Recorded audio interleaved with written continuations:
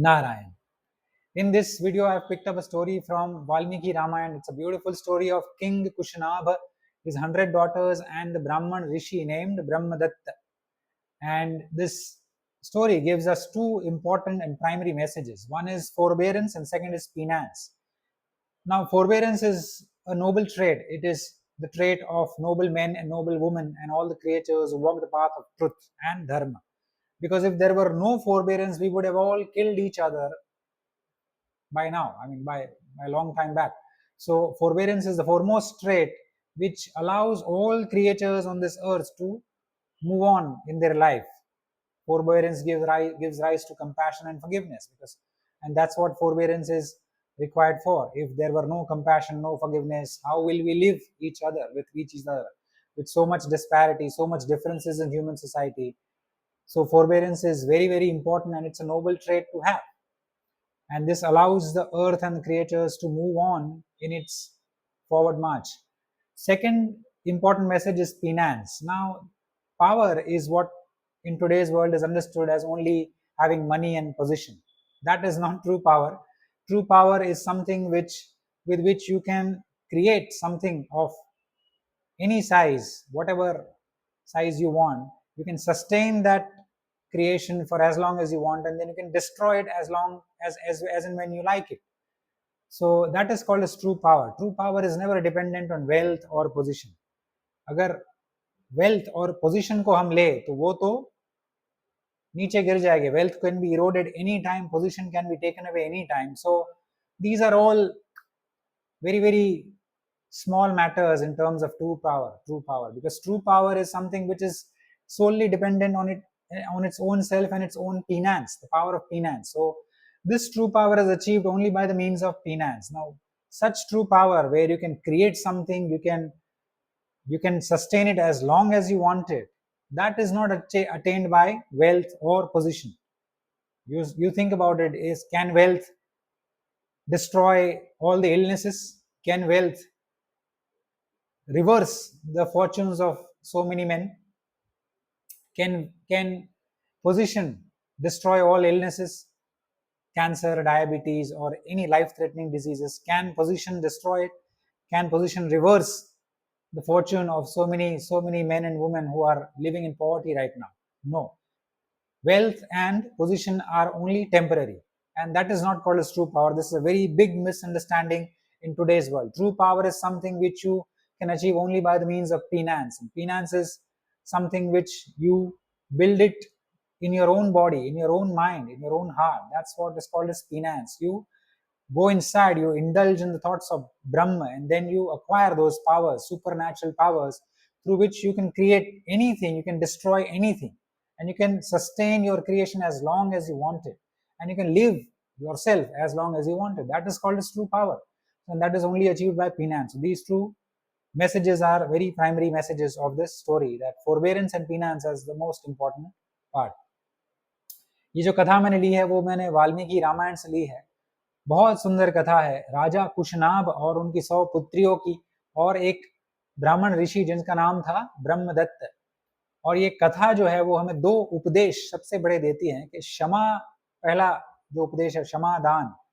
क्षमादान जो होता है वो बहुत ही बड़ा गुण है धर्मनिष्ठ लोगों का. अगर क्षमा नहीं होता तो हम सब एक दूसरे को अब तक तो मार के मर गए होते हैं.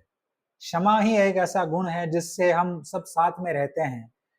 इतनी झगड़े भी होते हैं, परिवार में होते हैं, समाज में होते हैं, कुटुंब में होते हैं, फिर भी हम क्षमा करके आगे बढ़ते हैं. तो यही एक बहुत बड़ा गुण है जिससे पृथ्वी के जीव सब आगे बढ़ते जा रहे हैं अपने अपने गंतव्य की ओर. और दूसरा जो गुण है वो तप है. तप के माध्यम से ही हमें शक्ति प्राप्त होती है.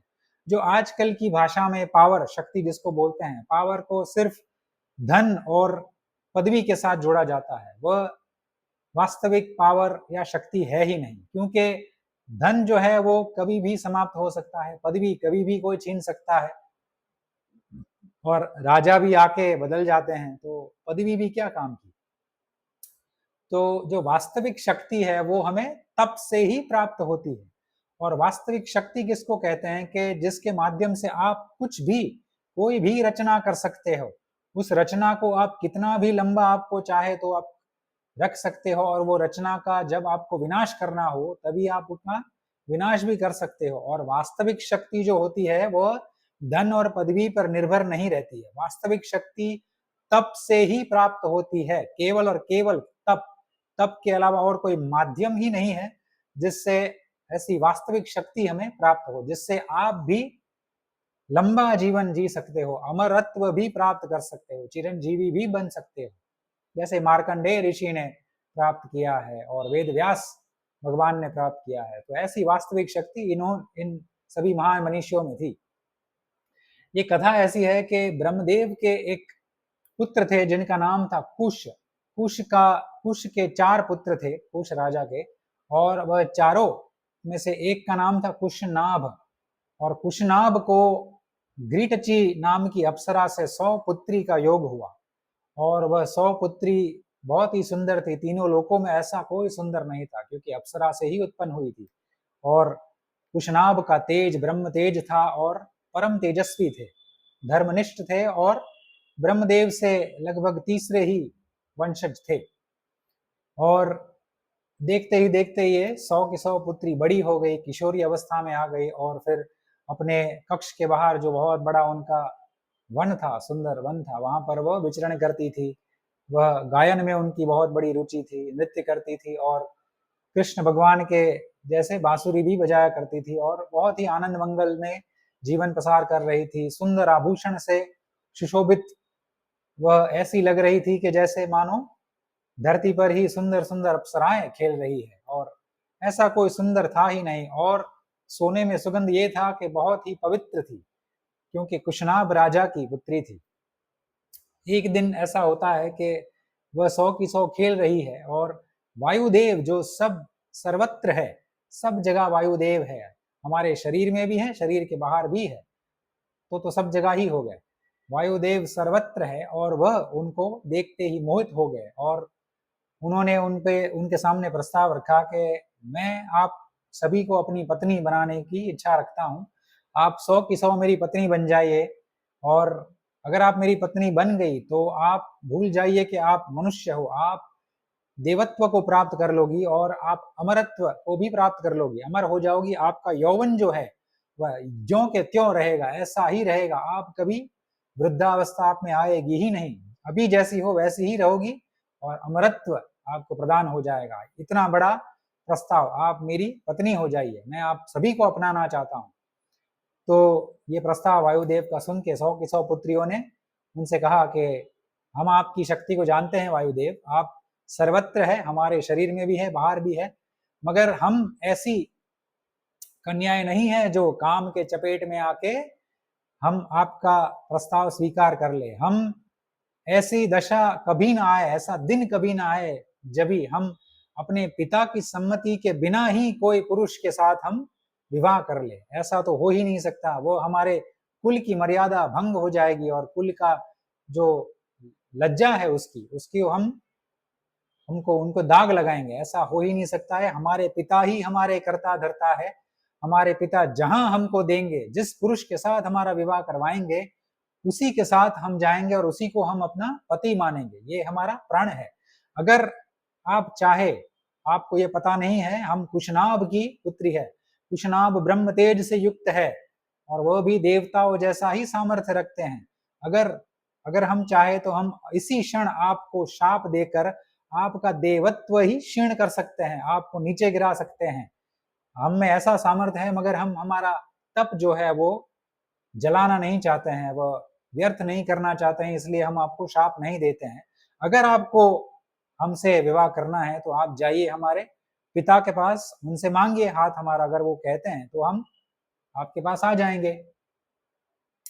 तो वायुदेव बहुत ही क्रोधित होते हैं, वह बहुत ही शक्तिशाली है, बहुत ही शक्तिशाली, इसलिए कुंता माँ ने उनको भीम जैसा पुत्र दिलवाया। वायुदेव से ही भीम आए थे और शक्तिशाली हुए थे भीम। तो वायुदेव बहुत ही शक्तिशाली है, मगर बहुत क्रोधित भी है, कोपित हो गए, बहुत ही कोपित हो गए, और उन्होंने उसी क्षण उन 100 के 100 पुत्रियों के किशोरियों के शरीर में प्रवेश करके उनको विकृत कर दिया, उनके शरीर को ही विकृत कर दिया। तो वो 100 की 100 टेढ़ी मेढ़ी हो गई और पीठ से एकदम बेंड हो गई, हंच बैक जिसको कहते हैं इंग्लिश में, बहुत ही टेढ़ी हो गई, विकृति आ गई उनके पूरे शरीर में। वो जैसे बूढ़े लोग ऐसे टेढ़ा होके चलते हैं वैसी हो गई और बहुत ही दुखी हो गई। रोते रोते फिर महल में आई और उनके पिता ने देखा कि ये ऐसा कैसा विचित्र घटना, ऐसी कैसी है कि कौन है ऐसा कि जिसने मृत्यु को आमंत्रण दिया है, वो कुशनाभ की सामर्थ्य को नहीं जानते क्या? तो उनको पूछा गया, उनकी 100 की 100 पुत्रियों को, कि क्या हुआ, बताइए मुझे, ऐसा कैसे हुआ, ये विचित्र घटना मुझे लग रही है, ऐसा हुआ ही कैसे? तो फिर 100 की 100 पुत्रियों ने उनको सब सारा बताया संक्षेप में कि ऐसा ऐसा हुआ है और वायुदेव यही यही कारण है जिससे हमारा शरीर ऐसा हुआ है। और फिर कुशनाभ क्रोधित होते हैं मगर साथ ही साथ प्रसन्न भी होते हैं। प्रसन्न इसलिए होते हैं कि वो कहते हैं कि आपने 100 पुत्री है, 100 अलग अलग मन है, मगर ऐसे क्षण में 100 की 100 आप 100 ने एक ही मन आपका रखा, एक ही प्रस्ताव रखा, जिससे मेरा जो कुल है उसकी मर्यादा और बढ़ गई है। मेरी मर्यादा का लाज की लाज रखी आपने, मेरे कुल की मर्यादा की लाज रखी आपने। इसके लिए मैं बहुत ही गौरवान्वित हुआ हूं आपसे, मैं बहुत ही प्रसन्न हुआ हूं आप 100 के 100 पुत्रियों से। और ऐसा बहुत ही विचित्र होता है क्योंकि आपने जो क्षमादान दिया है, क्षमादान बहुत ही दुर्लभ है मनुष्यों में, और आपने ये देवतुल्य कार्य किया है, क्योंकि देवतुल्य माना जाता है क्षमा को। क्षमा है देवताओं का एक बहुत बड़ा गुण है जो आप में आया है, तो मैं बहुत ही प्रसन्न हूं। फिर वो आगे एक घोषणा करते हैं कि क्षमा जो है वह ही यश है, क्षमा ही धर्म है, क्षमा ही सारे यज्ञों का एक स्वरूप है, क्षमा में ही सारा विश्व स्थित है। बहुत सुंदर ये सूत्र है, क्योंकि अगर आप देखें तो क्षमा अगर इस विश्व से ही चली गई तो कोई भी जीव एक दूसरे के साथ में रह ही नहीं पाएगा। क्षमा से ही करुणा और करुणा की उत्पत्ति होती है। तो क्षमा का ये बहुत बड़ा सूत्र कुशनाभ ऋषि ने राजा ने दिया है। और फिर वो 100 की 100 को जाने के लिए कहते हैं, वो अपने कक्ष में चली जाती है और फिर वो चिंता में पड़ जाते हैं। वो मंत्रियों को बुलाते हैं, फिर कहते हैं कि मैं एक तो पुत्री का पिता था तो चिंता तो थी ही, क्योंकि युवा अवस्था हो गई है, विवाह का समय हो गया है, और ऊपर से ये विकृति आ गई है तो और मेरी चिंता बढ़ गई थे, कौन इससे स्वीकार करेगा ऐसी पुत्रियों को। तो मंत्रणा करते हैं अपनी मंत्रियों के साथ में। और दूसरी ओर एक महान ऋषि होते हैं जिसका नाम है चूली, और चूली ने ऐसा तप किया हुआ होता है कि वह ब्रह्म के साथ में एकत्व उन्होंने प्राप्त कर लिया है, और एक सोमदा नाम की गंधर्व कन्या है, उनको ऋषि से एक पुत्र प्राप्त हुआ होता है और उसका नाम होता है ब्रह्मदत्त। और सोमदा ने ऐसा ही पुत्र मांगा होता है जैसे चूली हो। वह कहती है कि मुझे आप जैसा ही पुत्र चाहिए, जो ब्रह्म तेज से ही युक्त हो, पहले से जैसे जन्मे वैसे ही ब्रह्म तेज से युक्त हो, ब्रह्म में ही लीन रहा करे, और ऐसा सामर्थ्य वाला पुत्र आप ही दे सकते हैं। तो उन्होंने एक अपने मन से ही पुत्र का दान दिया सोमदा को, स्त्री संभोग नहीं किया है। ऐसा सामर्थ्य चूली में था कि मन से ही वह पुत्र उन्होंने उत्पन्न कर दिया, और ब्रह्मदत्त का नाम का पुत्र उत्पन्न हुआ है जो सोमदा को मिला। और ब्रह्मदत्त बड़े होकर फिर कंपिल्य नगर के राजा बने और वहां पर राज कर रहे थे। और कुशनाभ और उनके मंत्री वहां पर जाते हैं कंपिल्य और प्रस्ताव रखते हैं ब्रह्मदत्त के सामने कि ये मेरी 100 पुत्री है, इनके साथ आप विवाह का प्रस्ताव लेकर जाते हैं। और ब्रह्मदत्त को सब पता होता है, फिर भी वह स्वीकार करते हैं। और फिर बहुत ही प्रसन्न होकर कुशनाभ वापस जाते हैं। फिर विवाह का समय आता है। विवाह के समय में 100 की 100 पुत्रियां सुंदर आभूषणों से सज्ज है और विवाह के लिए बिल्कुल सज्ज है, तैयार है। और ब्रह्मदत्त जैसे ही सबसे बड़ी फिर छोटी ऐसे क्रमशः में तीनों 100 के 100 पुत्रियों का हाथ फिर लेते हैं पाणी ग्रहण के लिए। और जैसे ही वह सबसे बड़ी पुत्री का हाथ अपने हाथ में लेते हैं ब्रह्मदत्त, वैसे ही हाथ का स्पर्श होते ही वह सबसे बड़ी पुत्री पहले जैसे ही सुंदर हो जाती है, उसकी विकृति ही समाप्त हो जाती है, विकृति का विनाश हो जाता है, और वह जैसे पहली थी वैसी ही सुंदर काया उनकी हो जाती है, शरीर से भी सुंदर हो जाती है। तो वैसे एक के बाद एक के बाद एक 100 की 100 पुत्रियों, फिर सभी की विकृति चली जाती है और कुशनाभ ये देख के बहुत ही आश्चर्य हो जाते हैं और बहुत प्रसन्न भी होते हैं और ब्रह्मदत्त ऋषि का तप भी देखते हैं और फिर विवाह संपन्न होता है और ब्रह्मदत्त अपनी पत्नियों के साथ, सोमदा अपनी माता के साथ फिर अपने नगर चले जाते हैं। कुशनाभ भी अपने मंत्रियों के साथ में अपने नगर वापस आ जाते हैं और फिर कुशनाभ को कोई पुत्र नहीं होता है। फिर वो आगे जाके एक बहुत बड़ा यज्ञ करते हैं जिससे उनको गाढ़ी नाम का एक पुत्र होता है। गाढ़ी इसलिए महान है, फेमस है, गाढ़ी की भी बहुत बड़ी गाथा है महाभारत में। और गाढ़ी का एक महान पुत्र हुआ है विश्वामित्र, जो क्षत्रिय थे फिर वो ऋषि बने, ब्राह्मणत्व प्राप्त किया उन्होंने। ऋषि विश्वामित्र जो प्रख्यात है वह गाढ़ी के पुत्र बने। तो ये कथा से हमें ये दो संदेश मिलते हैं। आप देखिए कि ब्रह्मदत्त का तप का सामर्थ्य ऐसा था कि उन्होंने वायुदेव का किया कराया भी रिवर्स कर दिया, पलटा दिया।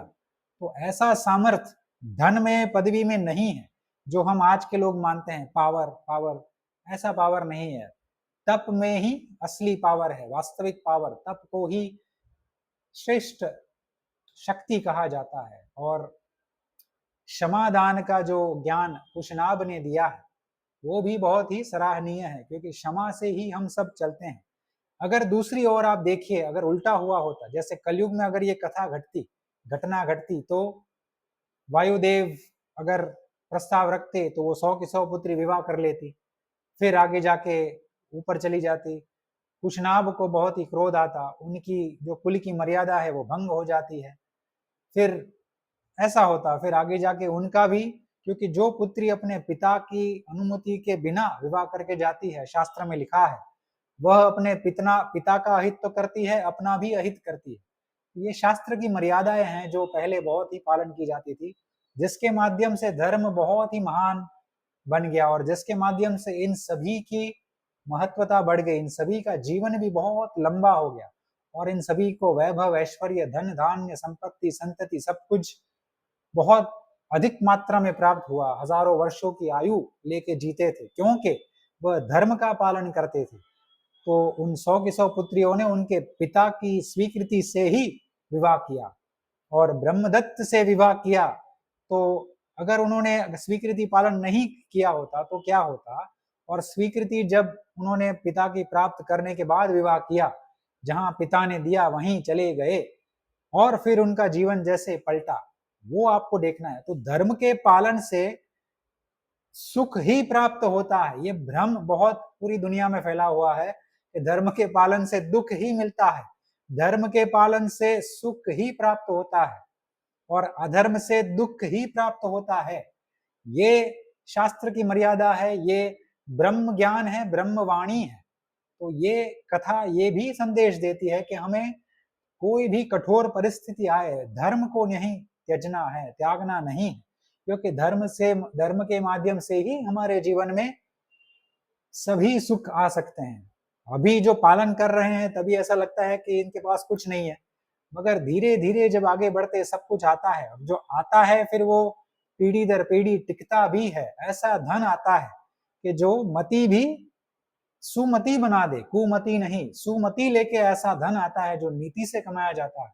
सो धर्म का पालन सबसे श्रेष्ठ है। क्षमादान बहुत बड़ा गुण है, लेकिन धर्म की मर्यादा के अंदर क्षमा श्रेष्ठ समा है। और तप से ही सबसे श्रेष्ठ शक्ति हमें प्राप्त होती है। तप ही एक ऐसा अकेला माध्यम है जिससे हम सब कुछ प्राप्त कर सकते हैं आज के युग में भी।